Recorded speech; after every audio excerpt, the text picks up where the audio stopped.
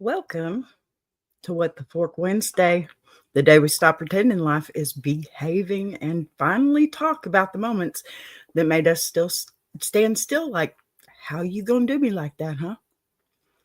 So, if something hit you sideways, caught you slipping, or made you question every decision you made in the last 10 years, baby, pull up a chair. You're in the right place today.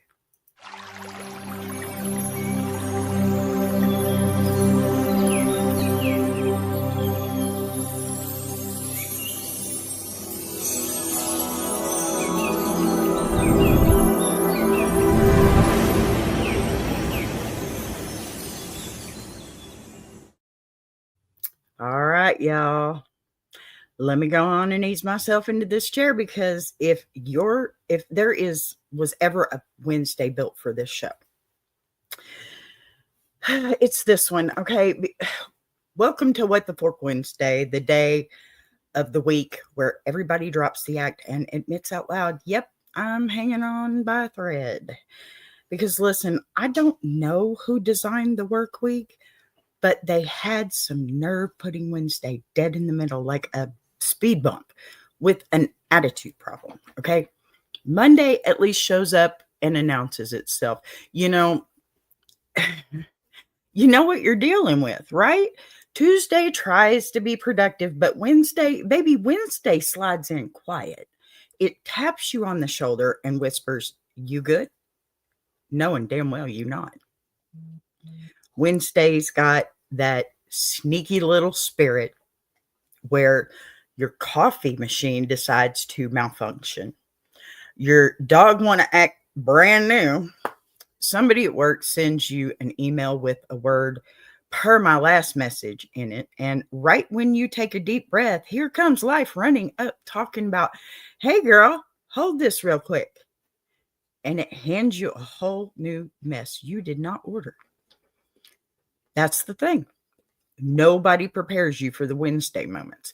Nobody warns you that midweek is when the universe checks your warranty and decides to run a software update on your patients. Now, nobody tells you that this is the day the devil schedules all his appointments. It's true. If something bizarre was going to happen, you bet your last dollar it's showing up on Wednesday. But that's why we gather here, right now, because this room, this space, this community, it's our midweek survival kit. It's where we take the nonsense we collected for the past 2.5 days and say it out loud before it starts leaking out our ears. And let me just say this, y'all. You come in here with a little extra energy today, okay? I feel it already. Maybe it's the Janice vibes still floating around because, y'all, that was a good show, wasn't it? It was a good one. I did good. All right. I'm proud of that one. Y'all got to go watch it, please. You should, really. Now, listen, I feel this already. Maybe it is the Janice, but maybe it's because the universe been playing too much games with me today. And giving me way too few instructions to play the game. But whatever it is, I can feel the tension and the confusion and the "I wish somebody would" hovering over the, chat already. It'd probably be me. I'm just waiting for another dude to come in here so I can kick him out. That was kind of empowering, to tell you the truth. Yeah, I'm not going to backslide on that. Okay, you know what? It's perfect because What the Fork Wednesday ain't about being polished. It ain't about pretending you're okay. It's really not about acting unbothered, okay? This is the one day of the week where you show up with your hair in a bun, your soul a little sideways, and your patience is held together with dollar store tape. And this room says, "Girl, same." Let's talk about the fact that this week has been moving funny from the jump, right? Y'all ever have one of those weeks where everything looks like it should be smooth, but every time you turn around, something tiny goes wrong? Not big. No. Tiny wrong. Just wrong enough to irritate your spirit, but not dramatic enough to justify cussing anybody clean out. Although I know we'd love to. Don't get me wrong. So now what I'm not going to do today, knowing good and well you're about to do something, because people, places, and situations be trying you since sunrise, right? Baby, that's why this show is important, because in here, you don't have to pretend. In here, you don't have to hold it together. In here, you can say, nope, not today, not me, not my ministry, not you, Satan, and not my monkey, not my circus. In here, you get to breathe again. I hope. That's what I'd like for you. And listen, after the last 24 hours, after the churn, the climb, the analytics waking up, the live showing up early like it had a key to the house, today already got a different beat to it. It does. I'm walking into this show with a little more swagger myself because I can feel that shift. She's called Janice. Go watch it. I'm serious. You'll love it. And you know how I know the energy is right? Because even with all the nonsense life tried to toss at me, I'm still sitting here smiling like, let's go. We ready, right? Here I am. And here you are. I'm happy you're here. So yeah, welcome to What the Fork Wednesday. We're going to laugh. We're going to vent. We're going to side-eye together. Y'all got your glasses on. Come on, we can do this. And we're going to walk out of here lighter than we came in. That's my hopes for you. Oh, thanks. My name's not Kathy. Bye. Anyway, now, since we've taken the trash out and already agreed. See, I knew somebody would come in and test me today. It's Wednesday.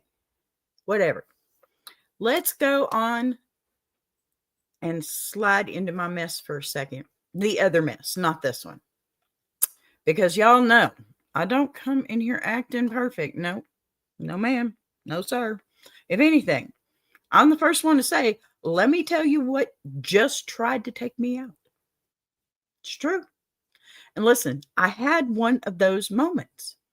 One of those sit yourself down, blink real slow, stare at the wall type of moments where your brain just shuts down like, nope, I'm not processing that today.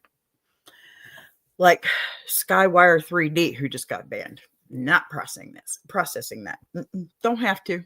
Not my job. You are certainly not my monkey. Okay, so try again tomorrow, please. You ever have something happen that ain't big enough to ruin your life, but is big enough to ruin your morning attitude? Something so small, but so stupid that you just stand there like, now I know this ain't what we doing. I know this is not my life, not my watch, not on my show, Skywire 3D. Leave me be. And the worst part, it always happens when you think you're on top of things. I mean, you couldn't have been here at a better time, dude. Do you ever notice that, though? I'm sitting here thinking, man, What the Fork Wednesday was pretty good last week. This is going to go really good this week. I'm so stoked and all this stuff. And not even the first 10 minutes somebody in here trying to troll me. I love you, trolls. You give me so much fire behind my show. Seriously, I love it. Y'all come on in. Now, all right, I got this. Look, here comes life around the corner with a little speed bump just for me, right? A personalized inconvenience, a custom-made irritation named Skyward. Skywire 3D, whatever that means. And when it hit me, oh baby, it was a full-on what the fork moment. The kind where you look around like you're expecting hidden cameras. It's the kind where you almost want to call customer service on the universe. Like, hi, yes, I'd like file a complaint, universe isn't spinning my way. Could you fix that, please? Yeah. So pull up, uh, pull up a chair, y'all. I'm about to tell you just how it went down. Okay. And trust me, you're going to feel this one in your spirit. All right.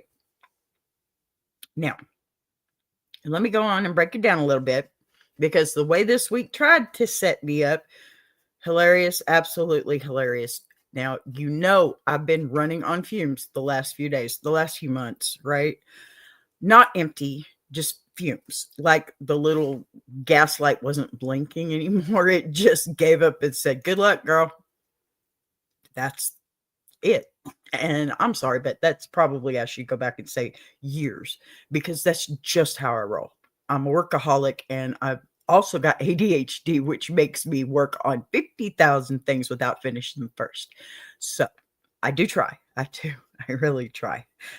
But I finally get myself together, I get some sleep, not great sleep, but better than nothing, right? And I wake up telling myself, okay, B, today we're going to be productive. Today we're going to breathe. And you know what? Today the universe is going to mind its business because I got work to do.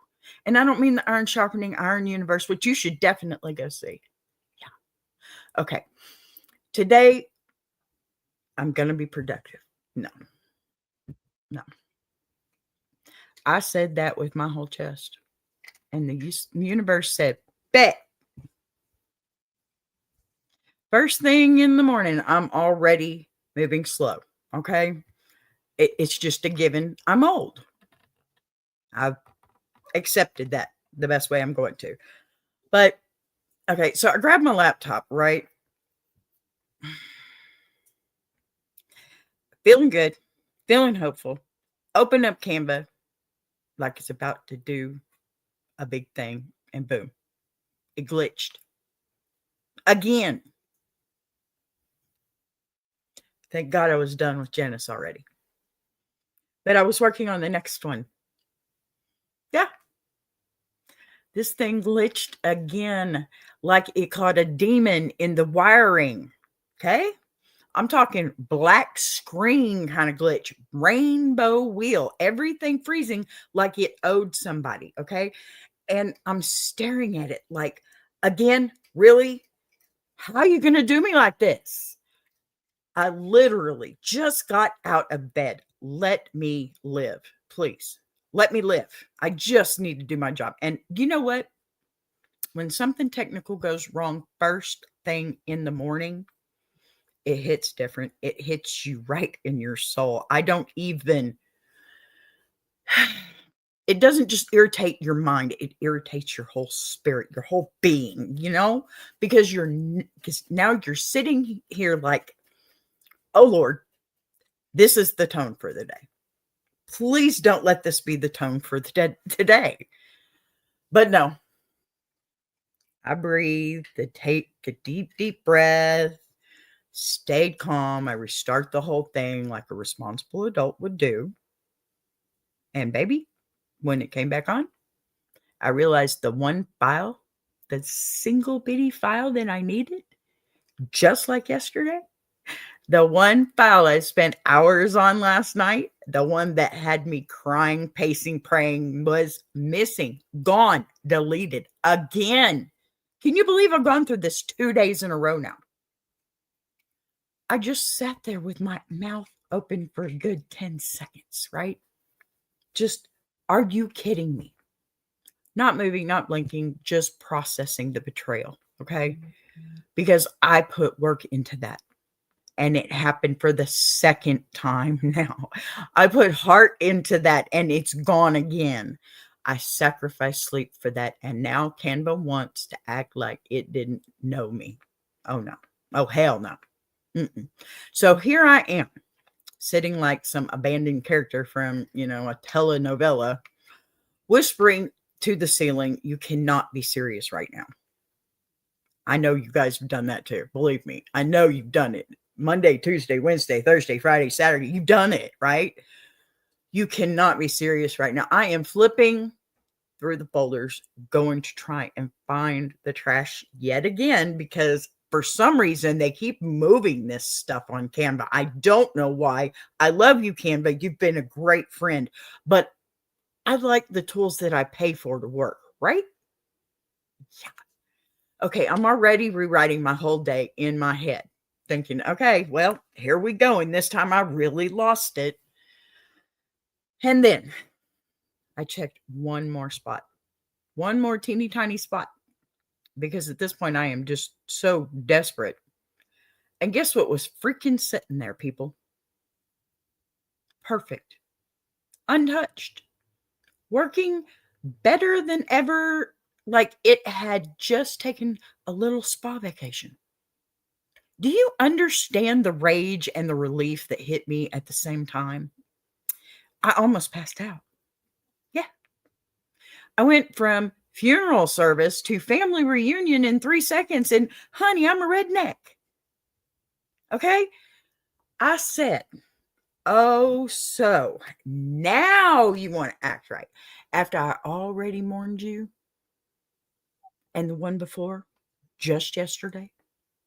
After I emotionally drained and questioning my calling, now you want to show up like you never left. Just like your sister did yesterday. Y'all, I'm feeling played. I'm feeling played. I felt spiritually punked. And I just sat there like, is this my life? Is this my storyline? But here's where it gets even more ridiculous. Because now that my file is magically back from the dead, I'm feeling myself again. I'm thinking, okay, maybe today ain't so bad after all. Maybe the universe was just warming up, so I go to make my coffee. Y'all, I don't know who needs to hear this, but the devil absolutely lives inside household appliances, okay? Because that coffee machine took one look at me and said, no, it sputtered, it clicked. It made that little choking sound like it swallowed a Lego. And do you remember yesterday's story? How my coffee machine had messed up? Yeah, this was a new one. Yeah. Hadn't even made a pot of coffee yet. I put it on the counter this morning.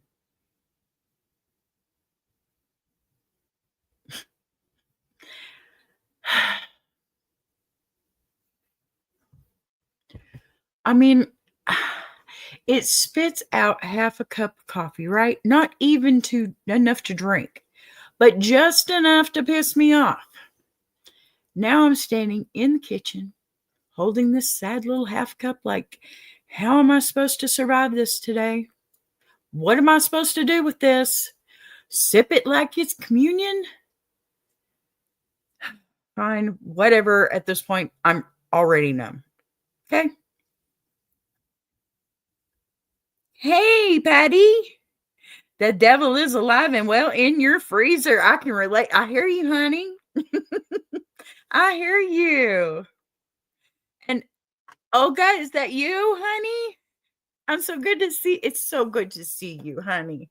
Olga Furt. Yes? All right.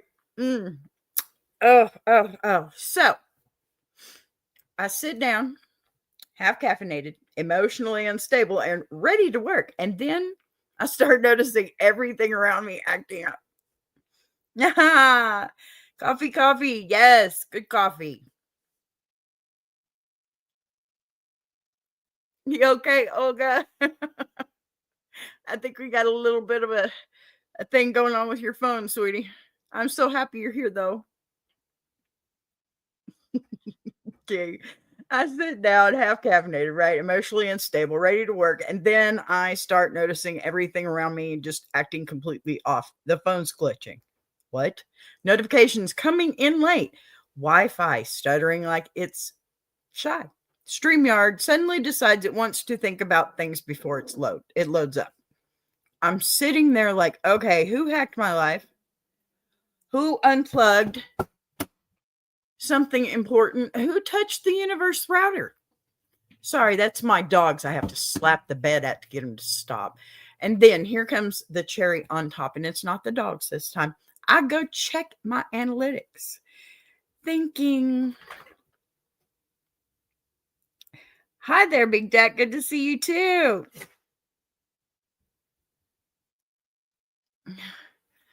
I got you, Ogard. I'm not sure which one you are. I think it's Ogafert. I don't know what you're saying, honey, but you're spamming me. Anyway, y'all, the long form.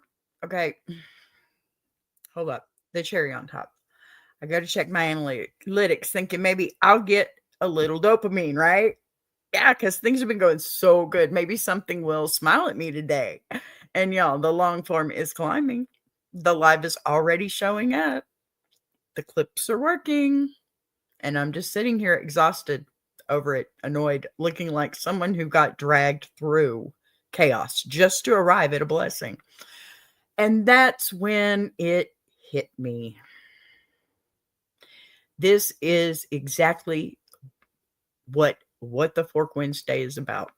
You get dragged, you get irritated, everything breaks down, nothing makes sense.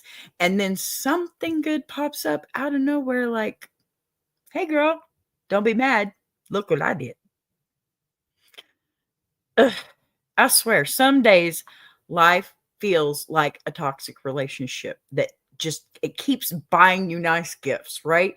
So yeah, that's been my week. A whole saga.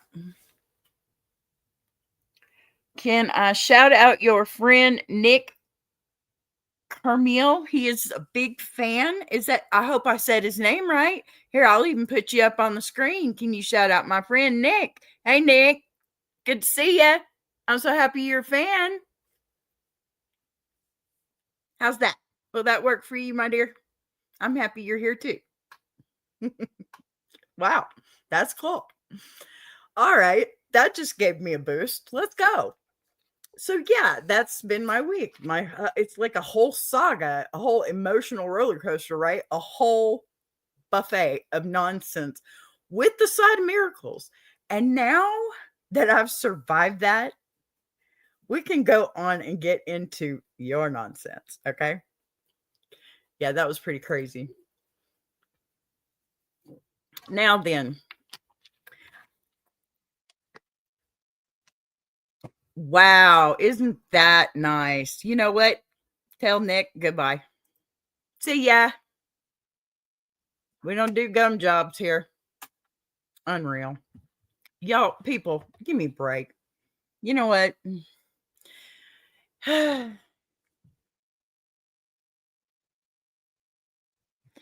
don't know who you are, but I really, really wish you'd chill.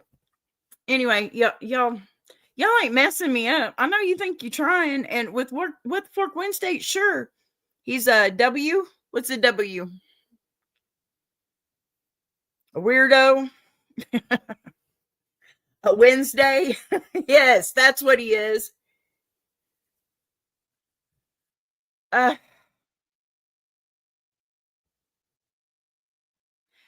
not sure who you are.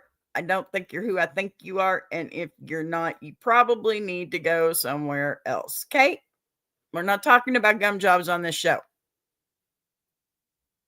Thank you. Now then, what I've unpacked. Okay, look, I have your bless your heart letter. I don't know why we're going through all this mess right now, but it's probably because it's Wednesday, right, y'all? Okay. Not that I've unpacked the circus that tried to take me out this week. Now that, you people got me ready to duke it out. Okay. Don't look away now. Don't sip that coffee too fast. Okay. Because I see you. You ever notice how right when you finally catch your breath, somebody else in your life or your chat pops up holding a whole emotional suitcase they packed in your closet? And they say it real sweet too. B, can I talk to you? And that's when you know Somebody's about to hand me a problem they already tried to fix with duct tape and denial. Now, my loves, that is where Bless Your Heart comes in. I'm trying to get my brain back about me, y'all. This is the part of the show where we take somebody's confusion, somebody's frustration, somebody's now I know I ain't crazy moments, and we break it down with honesty, humor, and a little bit of healing truth.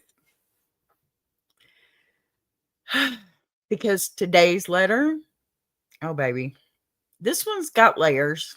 They always do, but this one's got layers. The kind of situation where you want to pat somebody gently on the shoulder and say, sweetheart, I don't know who lied to you, but it's time to stop letting folks play in your face. Oh, thank you. Thank you, Big Jack. I appreciate that. I truly do. So let's go on and open it up anyway. Let's see who wrote in today, and let's see what kind of nonsense life threw their way this week.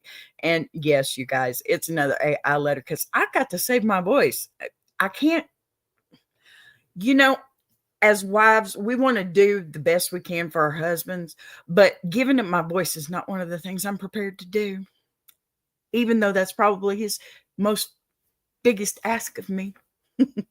Nope. We're doing it this way, though. Are y'all ready? We got our Bless Your Heart letter. Here we go. Dear B.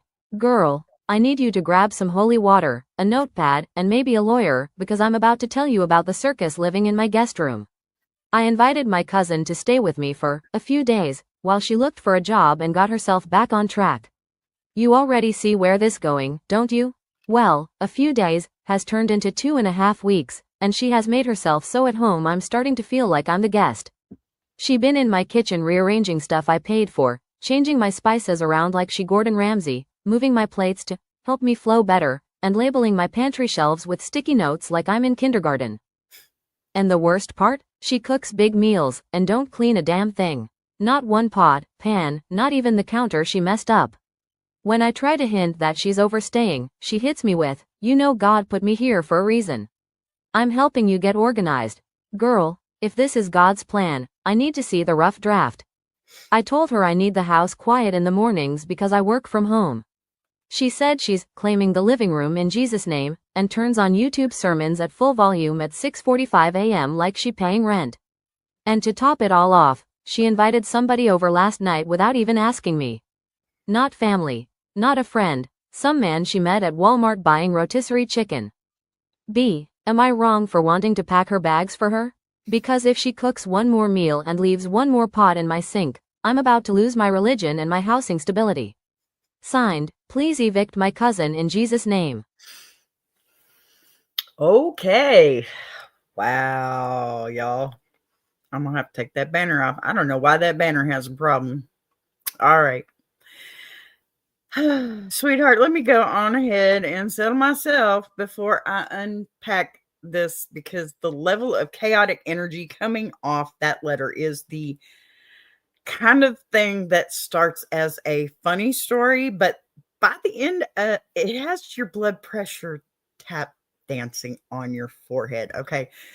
And what struck me first wasn't even the cousin. It was you. Sitting there in your own home, feeling like you needed to shrink into a corner just to keep the peace with someone else, spread themselves out like they were auditioning for a documentary called How I Took Over a House in 12 Days or Less. And that feeling you've been holding in, that slow creeping exhaustion that shows up when you start tiptoeing around someone who's supposed to be a guest in your own home. That right there is already the sign that your boundaries have been stretched to the point of thinning out, because nobody should be living in their own home feeling like they need permission to exhale. Okay? Now, that kitchen situation, oh Lord, have mercy. I feel that one in my soul. Okay. There is something deeply intimate about the space where you cook, not because of the pots or the pans or the seasonings, not because it's where your daily rhythm lives. Okay. You know exactly where the paprika is, unless your daughter gets in there and makes a mess of the spice rack. Sorry, went off on my own tangent again. But you know where the paprika is, right? Not just because you placed it there, but because it belongs there in the flow of your life. And when someone wanders in to that space and starts rearranging things without even asking, that's not helpful. That is intrusive. Call it what it is. It's someone trying to impose their order on a space that doesn't belong to them. I mean, hence the word guest. Absolutely, absolutely, Patty. Losing My Religion. That is a good song. I need to cover that one, don't I, honey? Wow. I'm going to write that one down. But all hell no is right. No, no, no. And when somebody wanders into that space and starts rearranging, it's crazy. It's someone trying to take your space. It creates this subtle, constant irritation because now every time you reach for something, it's not where your body expects it to be. Bye-bye. That's another one. I don't care. I'll kick you all. Be nice or be gone. Now, as they shift things around, what they're really shifting is your ability to move comfortably in your own environment. And it creates this subtle, constant irritation because now every time you reach for something, it's not where your body expects it to be, right? I expect it to be there. I do. It's the psychological equivalent of stepping off the last stair you didn't know wasn't there. How many times have y'all done that? I know I've done that a couple of dozen times just in the last week. Heck, just on last Sunday when I was working. When a grown adult prepares a whole meal in someone else's house and then leaves the aftermath sitting there like a crime scene waiting for investigators, what they're communicating loud and clear is that they expect you to complete the task they start. That's not just inconsiderate, that's entitlement. That's someone who has assessed your kindness and decided it means she'll handle it. No, no. It places you in the position of the caretaker while, hi, niecey plus sister. Good to see you, doll. I missed you this week. You doing okay? My opinion about Black people, I will tell you, they bleed the same color I do. That's all you need to know. I love all colors. Okay, and then we get to the sunrise sermons, honey. Nobody, and I mean nobody who respects the home they are staying in wakes up before the sun, stomps into the living room, and starts blasting the gospel like they are the opening act for a revival tour. Okay, honey, I'm glad you're okay. Yes, I do think it's a pretty general statement. I also think it's off topic. And if you knew who I worked with on YouTube, you would understand that I don't have to say a word. I don't have to answer that question. And if you're here to ask me these questions to try and get me riled up, it's not going to work. I'm here to do a show. Okay. You don't want more than a general statement, go find somebody else that doesn't mind spouting off crap that is not on the same topic as their show. Now, thank you. Drive through. All right. So it volume. I want y'all to hear this one. I'm going to pull this one out real good. Okay. Volume is a form of dominance. It fills a room before anyone else gets the chance to. When someone uses noise like that, what they're really doing is claiming territory. Trying to anyway. Now, because people who feel like guests have like guests, they stay quiet, they stay aware, they stay considerate. People who feel like owners make noise without checking, yeah, boots, big boots. I'll take boots. I like boots. But, people who feel like owners make noise without checking. This woman has transitioned out of guest energy and fully into I live here now energy. Okay. And she wrapped it in religion to make you feel guilty for noticing. Now, baby, when I got to the Walmart, man, I had to sit back in my chair, y'all, because that is not just inconsiderate. That is reckless. Bringing a stranger into your home, a man she met buying a rotisserie chicken. And if your space is a public lobby and not the place where you eat, sleep, work, exist, that is a violation on a whole different level. Your home is your protection. It is your sanctuary. It is your boundary between you and the rest of the world. When she walked someone into that space without your consent, she wasn't just crossing a line, she was erasing it. She made a choice on your behalf in a place where she had no authority. Okay. And here is the truth we need to talk about. She knows exactly what she's doing. People don't slide into comfort by accident, okay? They ease their way in. One small assumption at a time. First, it's moving things in the kitchen, then cooking and not cleaning, then taking over the morning soundscape, then inviting people over.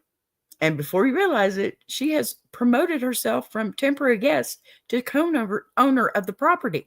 Meanwhile, you're the one shrinking into corners, adjusting your routine, biting your tongue, trying not to explode because you don't want to be the bad guy, right? But here's what you need to remember, please. Enforcing a boundary does not make you the villain in somebody else's story. It makes you the protector of your own. And there comes a moment in every situation like this where your spirit starts whispering first, then nudging, then shouting, I cannot live like this, right? And that is where you are. You are not being mean. You're not being impatient, and you're not lacking compassion. Family squatter. There you go. That's a good word for it. I like that term. You are simply walking up to the realization that your home has become a place where your comfort is secondary to someone else's convenience. That's not what we do. We don't do that, right? You have given her generosity. You have given her safety. You've given her space to regroup, and she has taken all of those gifts and built herself a throne. No, now it's time to take your house back. You can sit her down in a calm voice, not an angry voice, not a frustrated voice, just calm and firm, and say, this was temporary, okay? And temporary has ended. You need to make arrangements to go somewhere else. You don't need to justify it. You don't need to soften it, okay? You don't need to negotiate it. And you're not sending her into the wilderness. You're sending her out of a situation she has already abused.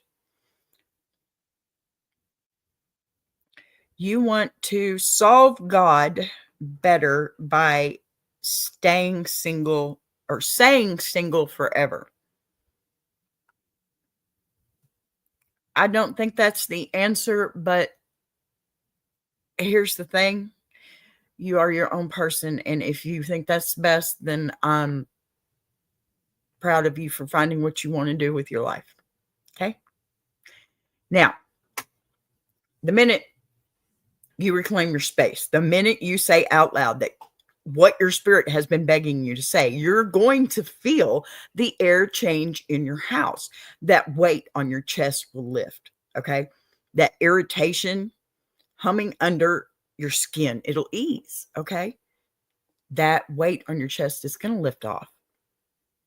It is. Seriously, peace will return to its rightful place in your home because peace knows when it is welcome and when it has been suffocated. You know that. You deserve to feel safe, comfortable, and in control in the space where you live, where you created.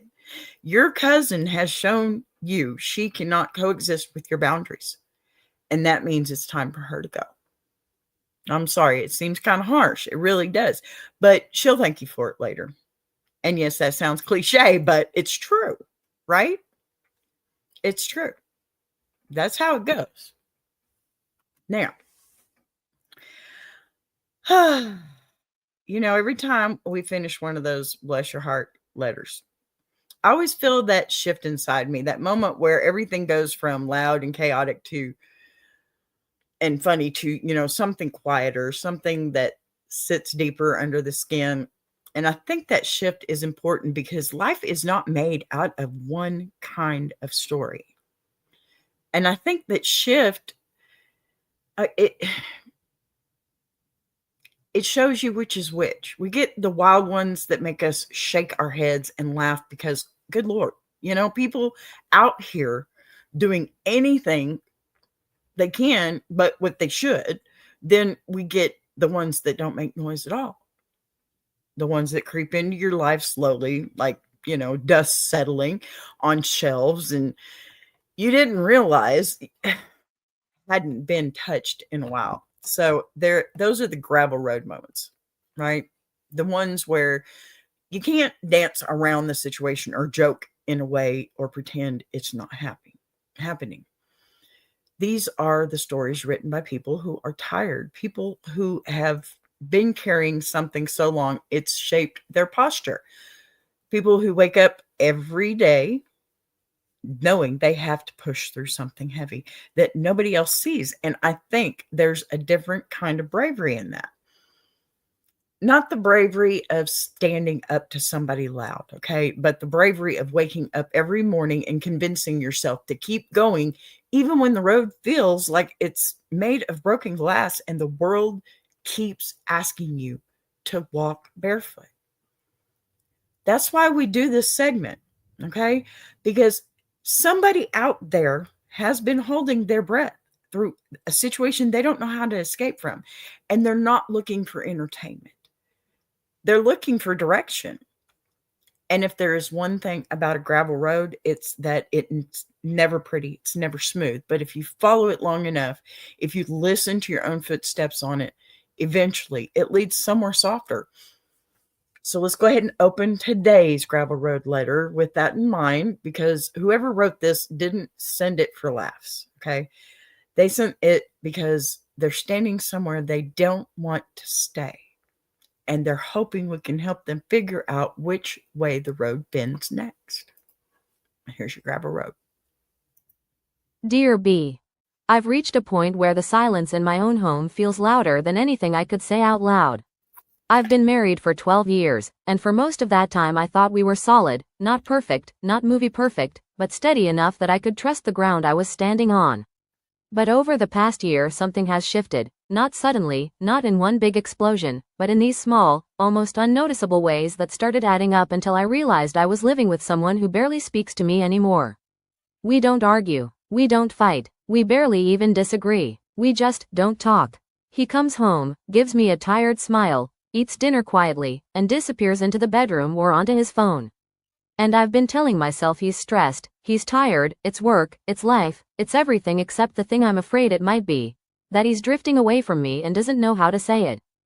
I keep trying to bring things up gently, asking how he's feeling, trying to open the door, but he gives me these short answers that feel polite but empty, like he's keeping me at arm's length because he doesn't want to start a conversation he doesn't know how to finish.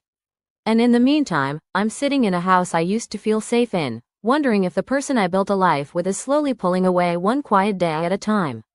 I don't know if I'm imagining it, I don't know if I'm overthinking, and I don't know how to ask him what's wrong without sounding scared, but I am scared.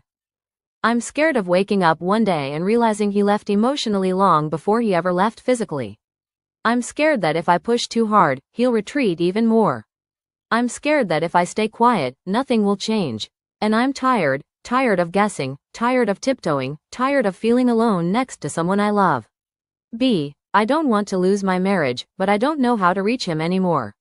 Signed, still here but feeling invisible. All right. Well, sweetheart, let me just take a breath with you for a minute because that's a lot. Listen, when I read your letter, what struck me immediately, it wasn't fear or panic or even the sadness, okay? It was the exhaustion underneath every single word. The kind of exhaustion that doesn't come from yelling or fighting or trying to fix something that's broken, right? But from sitting in silence with somebody you love and slowly realizing that silence, it has become its own separate room in the house. And what makes that kind of quiet so heavy is that there's no clear villain, no obvious movement that you can point to and say that's when everything changed.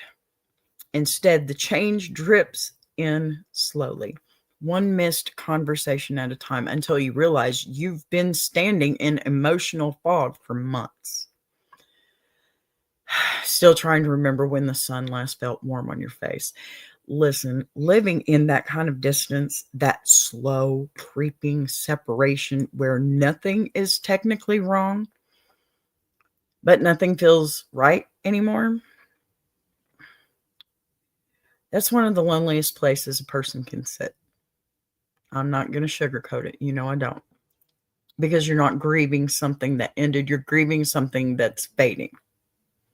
And that is a different kind of heartbreak entirely. And the part that pulled me the most wasn't that your husband has gotten quiet. People get quiet sometimes. Life gets heavy. Work drains them. Stress stacks up. But what hit me was how you've been shrinking yourself in response to that quiet, trying to make room for him, even though he isn't giving you anything to understand. That's the part that wears a person down. And when you're trying to read signals that were never communicated, trying to decode emotions that he won't share, trying to love someone through a wall you didn't build, that's the worst feeling in a marriage. And it's not anger, it's not conflict, it's not disagreement, it's uncertainty. It's that constant second guessing, right? Did I do something? Did something change? Is he hurting? Am I losing him? You're trying to fill in blanks that he doesn't even seem to notice he's leaving behind. And that puts you in the position of carrying the emotional weight for both of you, which no marriage can sit comfortably on for long. But let me say something that I hope sinks in gently.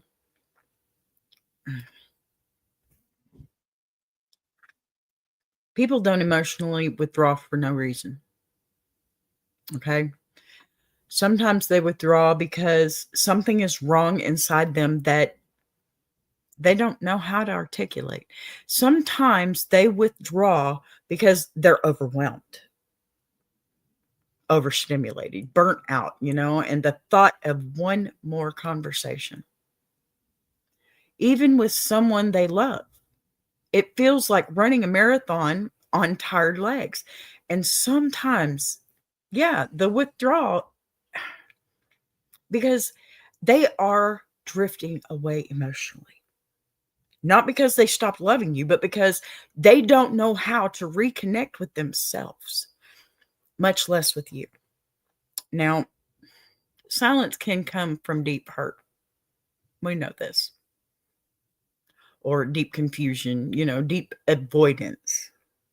And the heartbreaking part is that partners feel that silence like rejection, even when it wasn't meant that way. Now, here is what you need to hear clearly. You are not losing your mind. No, ma'am, you're not. You're not imagining things. You're not being dramatic for noticing the emotional shift between you and your husband when you love someone deeply and share a life with them. You feel changes in their energy faster than anybody, right? You can read them better than they can read themselves. If something feels different, it is different. Even if he can't or won't say it yet, your intuition is not overreacting. Your intuition is responding to the emotional climate of your home. And you've been trying to approach him gently, hoping softness will draw him out, hoping kindness will open him up, hoping that patience will encourage him to take the first step. Those are beautiful instincts. But the problem is this: you cannot bridge a gap that you are on. And you're not the only one acknowledging that it exists. You cannot fix a conversation that one person refuses to enter. Big Jack says sometimes people want to talk, not debate or preach to. Very true. Very true. And I say this about men: you can't drop things on them and, because it's an overload. There are women out there too. You can't drop a whole bunch of stuff on me either. It's just on top of ADHD, that's like putting sugar cubes on top of a mountain of sugar. It just don't work.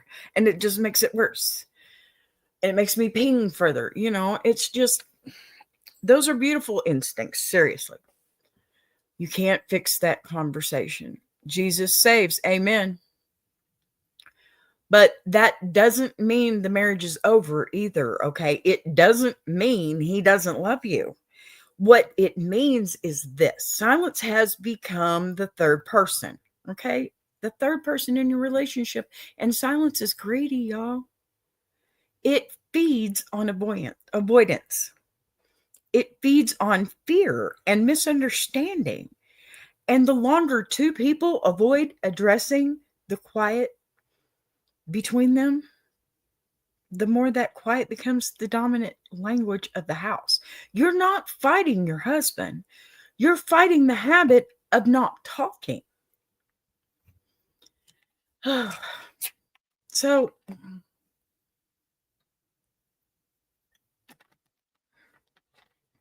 what do?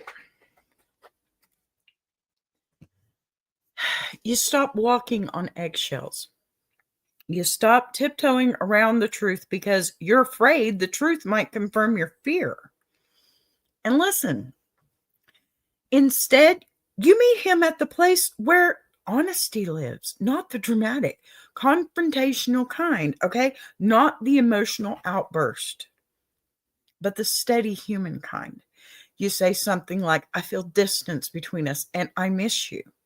I'm not accusing you. I'm not blaming you. I'm asking you to let me into whatever you've been carrying because I don't want us to drift further apart without understanding why. It's not hard. You keep the focus on connection, not confrontation. Fear pushes people away. Vulnerability, it brings people together, okay, and closer. And right now, what he needs from you is not a demand for answers, but an invitation back into the relationship. That sounds crazy. I know it does, but it's true. Okay? May 9th, 1992. That's the day I was married to my one and only husband that I am still married to now. I can tell you with much confidence, it's not as hard as you make it on yourself. Let me tell you something else, okay? Men, especially men raised to equate emotional expression with weakness, often retreat into silence when they don't know how to name their feelings. They shut down. Not because they don't love their partner, but because they don't have the language to process what's happening inside them. Okay? They don't. Okay, time out. That doesn't excuse the behavior, okay? But explains why pushing them too hard, too fast can make them retreat even further. It's not that he doesn't want connection. It's that he doesn't know how to reopen the door he closed. So your approach, it has to be tender but direct. I'm here, I love you, but this silence is hurting us, and I need us to talk about what's going on. Very non-confrontational. But here's the part that requires courage, okay? You have to be prepared for what truth comes out of that conversation. It may be about work, stress, depression, burnout, personal struggles he has kept to himself. Or it may be about the marriage itself, about emotional shifts he didn't know how to express. Whatever it is, you need clarity more than you need comfort right now. Because living in emotional limbo is more painful than any truth he could tell you. Even if the truth is hard, once it's spoken out loud, you can do something with it. You can work together. You can rebuild. You can heal, but you can't fix silence. Silence doesn't tell you where to start. And sweetheart, let me tell you something else. I'm going to try and ease this fear that you may not have said, but I know is sitting in the back of your heart. The fact that you're hurting does not mean the marriage is failing. The fact that you're scared doesn't mean it's ending, for sure. The fact that you feel invisible right now, it does not mean you're unloved. It means something is out of alignment. And the two of you need to turn towards each other, and instead of away, okay? Turn towards each other. Emotional distance does not have to it doesn't have to be permanent if both people decide to meet in the middle. And sometimes what looks like detachment is really a person drowning quietly, hoping someone will notice they're underwater. What you deserve, what every partner deserves, is to feel chosen and seen and emotionally safe.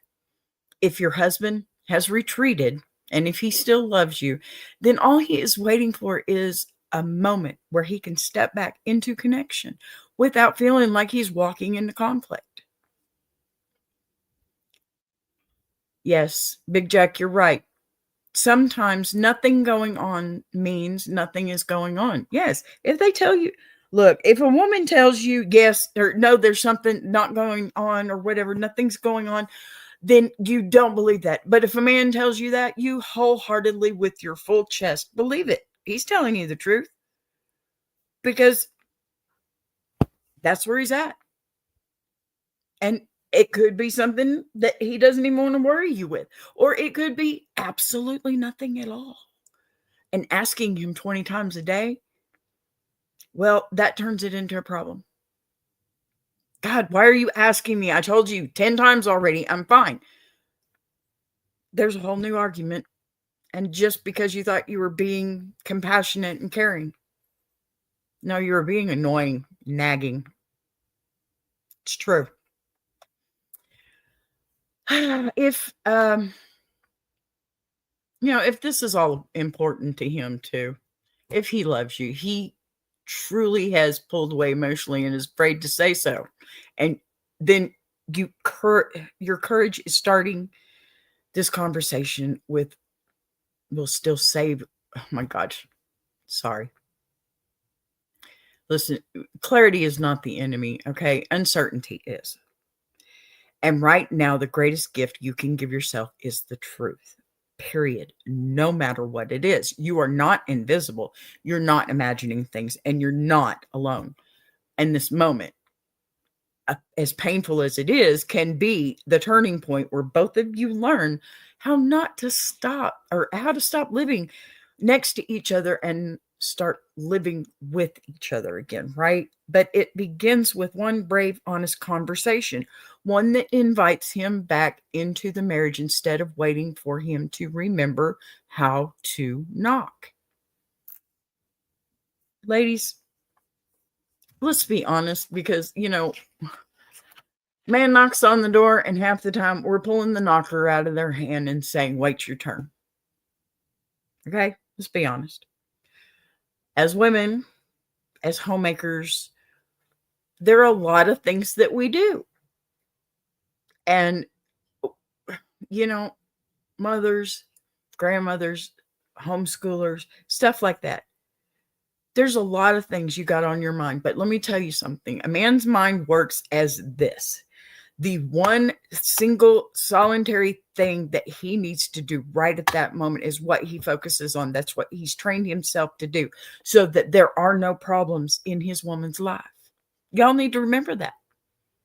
Y'all need to remember his father trained him like this, because that's the way him and his mother were, or his mother and his father were. Y'all need to remember that this is pre-programming. And if you want to reprogram, you got to talk to the user first. You can't just do an update and think they're going to get it. Okay? Big Jack says, don't wait until he is in the middle of doing something to start a conversation. Amen. Amen. Amen. And you know what? The best thing to do in any kind of situation is just when you have time. It's okay to ask for time from somebody.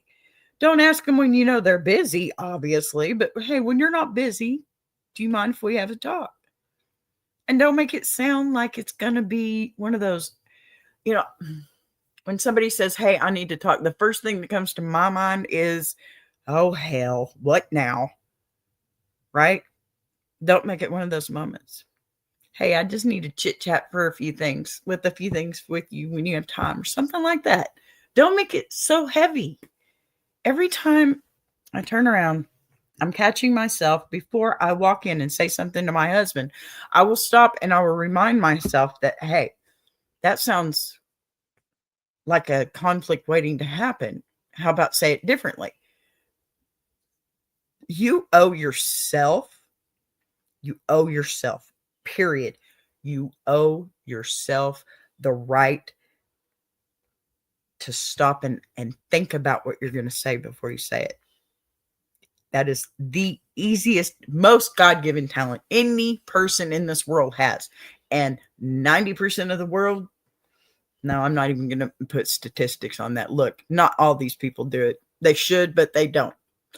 I'm encouraging you to, because especially if you want your marriage to last. Because let me tell you, I have not had a beautiful, wonderful fairy tale wedding or marriage, and nobody should. Okay, that's boring, number one. And if you can't grow together, right? So you have to start, and first thing first, find your issue, find your biggest issue, and then work on that. And you don't have to fix it overnight. You don't even have to fix it in the next few minutes. These are things you have to learn how to see the little things in. Okay, you've got to find the little things in all this. Otherwise, it's just gonna explode, and you're not gonna survive it. You're just not. 35 years in marriage. I love my husband with every single ounce of my being. I do. We still have our problems, and we're still gonna have our problems. We just have to try and make those wow moments outweigh all the others. And they do. They do. When you stop and think about it, they do. And, I also encourage that if you're having a moment where you just can't breathe, sit down and think about, I don't know, if you've got a kid, think about the day they were born. Sit down and think about that first birthday or that first grandchild. Give yourself 5 minutes to think about something good in your life, so that what is so bad does not outweigh all that stuff. You've got to take a deep breath and stop putting yourself in that kind of position, All right, y'all. Oh, that one's a rough one because, there's been times that my husband and I, we weren't so close. And there were times where we split up and we got back together. And even though we thought, when we got back together, hey, this is going to work and everything, we still have problems. Guess what? Those problems were still there even after being apart for a little while. And that's okay. Because guess what? It's still one of those things that you have to learn with your partner in order to keep the marriage going. Just because you leave somebody, it doesn't mean the marriage has ended there. It doesn't. Okay, I'm living proof. My husband and I have split up and for years apart. Okay. I'm not sugarcoating nothing. And I'm being honest. My husband and I, we've been split up for 3 years before. But you know what? We keep finding our way back to each other. And you know what else? When we do, even no matter how it being 3 years apart, the problems were still there when I come back. When he came back, when we came back, they were still there. They still had to be talked about. So stop for a minute, take a breath, say what you got to say. Don't sit on it. Don't be confrontational with it. Don't toss it on top of him while he's in the middle of the work week, okay? Take a minute and breathe and talk about it. Don't fight about it. Don't debate about it. Talk. Communication is key. 35 years, I'm telling you, communication is key. So, all right, before I wind this episode down completely, I want to take a moment and remind everybody here why this space even exists, okay? And what we're building together, because every single day at noon, whether we're laughing ourselves silly, okay, on Petty Monday, shaking our heads on What the Fork Wednesday, digging deep on Gravel Road, or getting blessed and roasted on Bless Your Heart. It all comes back to the same thing. This community shows up, okay? It shows up. And I'm so proud to be a part of it and have you all with me, okay? Now, I lost my place. I'm sorry. Yes, this one's scripted. You show up for the stories. You show up for the wisdom. You show up for the chaos. And most importantly, you show up for each other. Seriously. And if you're new here, or if you've been watching quietly in the back, this is your moment to step a little closer to the table. Make sure you're subscribed so you don't miss a single day. Because we do this live Monday through Friday at noon. I just changed all that because Saturday is Jukebox Journey. And every show has its own flavor, its own rhythm, its own little piece of healing wrapped up in humor and truth. And don't forget, the Ask-A-Bee letters are always open. If you've got something weighing on you, something you're confused about, something that, your mama wouldn't let you ask at Sunday dinner, or something that just needs a little boss bee perspective, send it on in, okay? Just send it on in. It's BBTV Productions 1@gmail.com, okay? And I'm going to see if this is going to, watch it, it's going to slow me down again. I'll just do this one. Here, we'll do this one. That one right there, okay? Because it is true. BBTV is just one galaxy in the iron sharpening iron universe. And please make sure you check them out, okay? All our galaxies are spinning. Big Jack, Walt Talks, Mom Lions, and yours truly. I really hope you enjoyed this show today. And as I'm going to wrap it up, I just want to let this moment settle the way a good conversation does, okay? It's not rushed, not pushed aside, but given enough room to breathe so you can carry a little bit of it with you when you go today. Now, I'm so sorry. I will see you tomorrow, same time, same place, same hour, same beat energy. And until then, you guys, let's all grow and glow together. Right, Big Jack? Love you. Bye. How you like that?